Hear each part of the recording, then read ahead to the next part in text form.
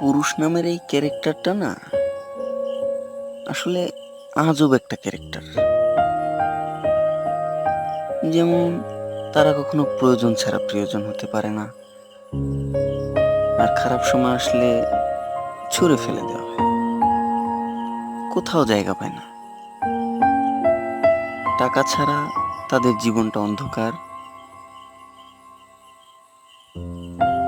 পুরুষের কাছে টাকা আছে, অনেক কিছু আছে, সেখানে সবাই স্বার্থ খুঁজতে আসে। টাকা নাই, যে যার মতো পোল্টি নিয়ে নিল। আসলে পুরুষ